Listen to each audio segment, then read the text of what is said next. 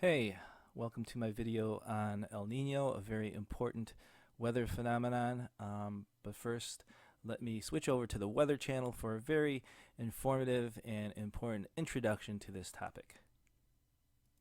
I am El Nino. All other tropical storms must bow before El Nino. Yo soy El Nino. For those of you who don't habla español, El Nino is Spanish for the Nino. And I'm back, and I'd like to thank the Weather Channel. Alright, so El Nino occurs every 2 to 7 years. It's happening more and more often. I've seen websites state that it's happening every 3 to 6 years. It occurs in the Pacific near the equator, and even though it's far, far away, it can have global effects on our weather. So even though it occurs in the Pacific equator, even those of us in the Midwest can feel the effects of an El Nino. And the effects of those El Nino can be either mild, where the effects of an El Nino is not a big deal, or it can be very strong and it can be very severe. So that being said, let's move on to a quick explanation. Now, before I talk about El Nino, I need to explain what normally happens in this part of the world. So in this diagram, you see a picture of the Pacific Ocean. Over on the west, we see Australia. Out of the picture is Indonesia and the rest of Asia over here. Over on the east, we see North America, Mexico, and South America. That's a little bit cut off. During the spring months, what we get are heavy trade winds. And these winds travel from east to west. And with these trade winds, the winds are going to push the ocean waters to the west. And these warm equatorial ocean waters are going to end up collecting in this part of the world.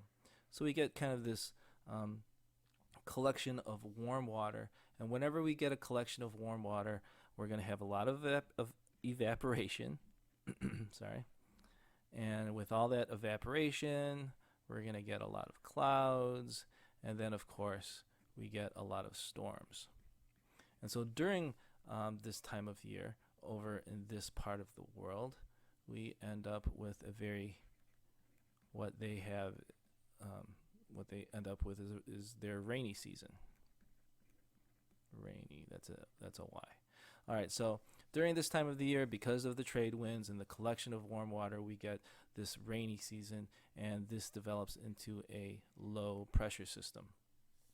Along with that, when this air mass rises, this circulation of warm air rising, releasing its moisture, this air mass will then travel back across the Pacific and end up kind of creating a convection current.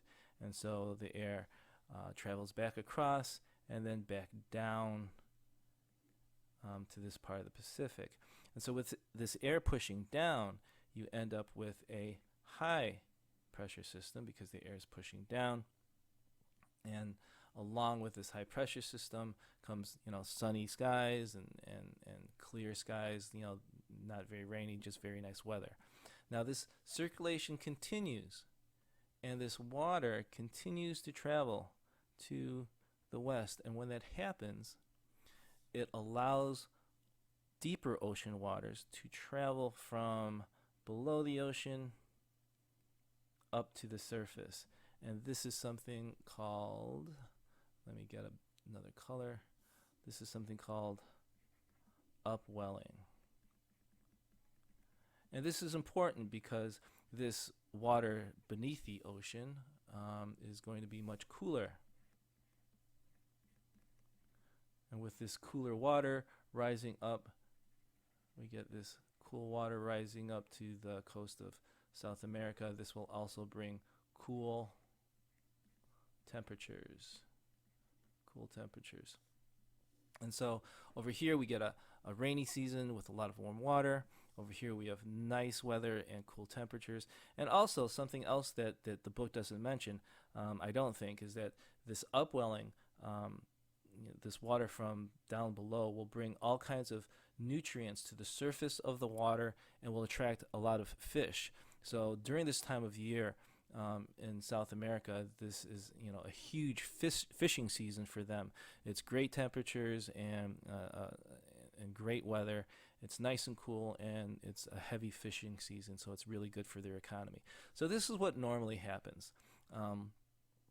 But like I said, every 2 to 7 years, the El Nino occurs and things change.